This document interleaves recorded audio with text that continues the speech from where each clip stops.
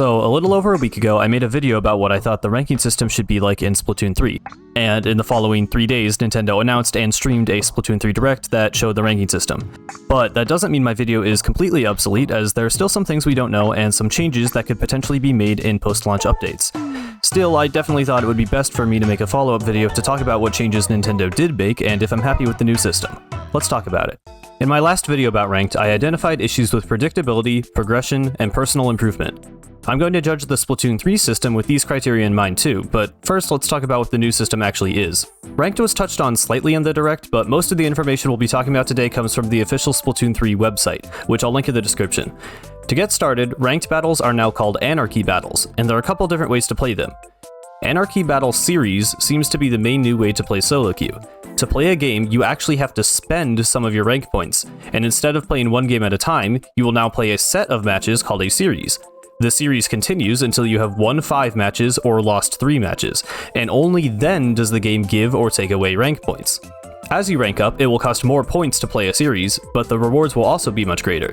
Notably, medals also contribute to rank points, meaning stats like amount of turf covered and players splatted will contribute to your rank. So overall, I really like the sound of this. Playing a whole set is a much better way for the game to get a good sense of a player's ability. Forcing you to sacrifice points to play at all makes the system more about risk and reward, which should hopefully make it more punishing and rewarding. For example, if you lose 3 games in a series, you'll be losing the points you used to start the series, plus whatever the game decides to deduct from your rank. On the other hand, winning 4 or 5 games will likely reward you with a massive point increase. Massive fluctuation in points was annoying in Splatoon 2 because it felt like it was out of your control, but this system gives players agency by allowing them to make up for mistakes with consecutive wins. While Splatoon 2's rank meter forgave mistakes that should have been punished, this system gives players the opportunity to earn their rank back by winning more often than losing. I personally think this system is going to be way more exciting than Splatoon 2 and maybe even Splatoon 1 ranked. Imagine losing twice in a series, then getting a reverse sweep on yourself and winning the next 3 games. This system is going to be so much more tense and engaging than the previous games. I'm just really curious to see what the point values look like. It wasn't shown off very clearly, but in the Splatoon 3 Direct, we got a glimpse of a player's starting rank. Thankfully, the rank points value is actually shown to the player again, like in Splatoon 1, and there's no rank meter in sight. Interestingly though, we see that it will take 200 points to get out of C-. The word next seems to imply that it will take even more points to successfully climb ranks higher than C. In addition, the website says that ranking up will now take one extra step. You will have to challenge the rank greater than your current placement in rank up battles. These games will match you with players who are already in the rank you're trying to reach, and you'll have to get 3 wins before getting 3 losses in order to actually rank up. This is all really interesting. I think it's super cool that they want to make ranking up feel like more of an achievement, and it sounds like it really will be an achievement. There are several more barriers to entry than in previous Splatoon games, but they're presented as fun challenges that force you to balance risk and reward. And if you're worried that the system seems too difficult, well, apparently you cannot lose your actual rank during the season. You will lose rank points, but never drop a letter rank. Well, now it almost sounds too easy, right?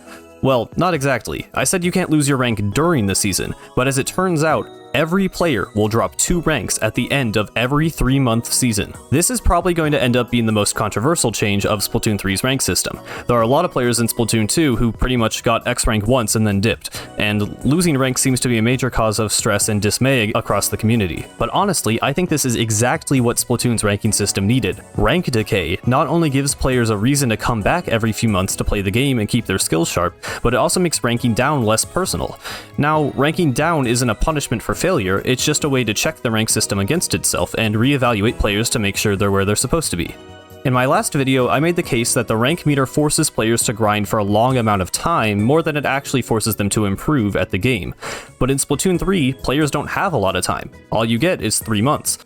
So you actually have to be on top of your game if you want to win each series, get points, challenge the next rank, and successfully rank up. And thankfully, you don't have to do this for every mode. Like Splatoon 1, your letter rank is now universal for every mode in Anarchy. Honestly, the more I think about this system, the more I think it's going to be amazing. At first, I was concerned by the prospect that ranking down manually is impossible, but I think forcing players to lose their ranks naturally over time will actually help to make the process of ranking up much less frustrating, as you aren't necessarily trying to get the highest rank possible, you just need to reach the benchmark of each letter.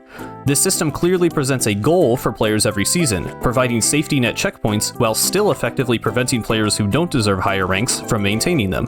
Once you reach a letter rank milestone, that rank is yours for the season. There's nowhere to go but up. But if you don't continue to go up, the game will eventually rank you down and ask you to climb back up again. To me, this feels like a fun and fair system that encourages growth and consistency without making failure feel bad. And that's not all. There's also an option called Anarchy Battle Open. This is essentially ranked with friends, and I am thrilled about this option. I think I've made it pretty clear at this point that I find the game more exciting when there are actual stakes to losing. League Battle in Splatoon 2 always felt a little boring to me because it doesn't really matter at all if you win or lose. But now with Anarchy Battles, we can finally team up with friends for battles that matter. And the website clarifies that the game will match you based on the person in your team with the lowest rank. It seems like everyone on the team will be able to earn points, but in order for a person to actually advance a letter rank, they would have to challenge the rank up battles in Anarchy series alone. This feels like a decent way to balance the system and make it so that low rank players won't be able to get carried to high ranks by friends, at least not without proving to the game that they really deserve to rank up. And if you're someone who did like League Battles, don't worry, they're coming back too. At first, I wondered why they would have both Anarchy Open and League, but apparently League Battles will sometimes feature exclusive limited-time game modes. To me, this is a sign that Nintendo recognizes League as the more casual option, so this makes a lot of sense to me, and these unique game modes are a fantastic incentive to try out both types of battles. Now, let's talk about XRank, or should I say X Battle, because in Splatoon 3, X is going to be its own mode entirely. You're able to challenge X Battle once you reach S+0 in Anarchy series. They actually remove the requirement of grinding all the way to S+9, which, again, is something I explicitly asked for in my video, so that's cool. Once in X Battle, you'll begin by playing 5 placement matches for the current mode, and then get an X Power for that mode. Making letter ranks universal but X Power mode dependent is pretty much exactly what I wanted, so I'm very happy about this change. Players can even choose which region they would like the game to match them in, which isn't a big deal for most players, but is a very nice quality of life option for high-level players who prefer to get matched in Japan, for example. Speaking of quality of life, while map and mode rotations are still in the game, it looks like there will be a different active mode for Anarchy Series, Anarchy Open, and X Battle. So if you don't care too much about points and just want to hop on and have fun, most of the ranked modes will be available at all times.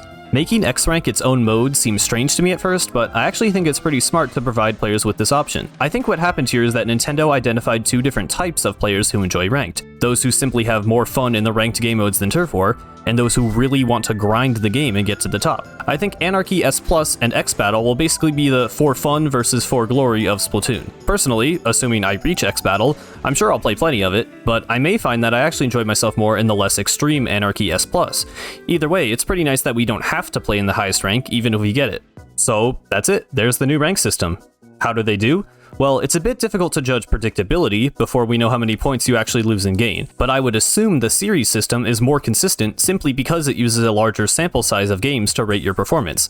So that's likely an improvement from Splatoon 2. Progression? If this system works as well as I'm hoping, I think this will easily be the best ranking system of the 3 games. Not only does Anarchy series seem more balanced, but it seems way more fun. Introducing risk and reward by gambling your rank points, but knowing that you can't rank down, should make for a really exciting and fulfilling experience without too much stress. And what about setting goals for improvement?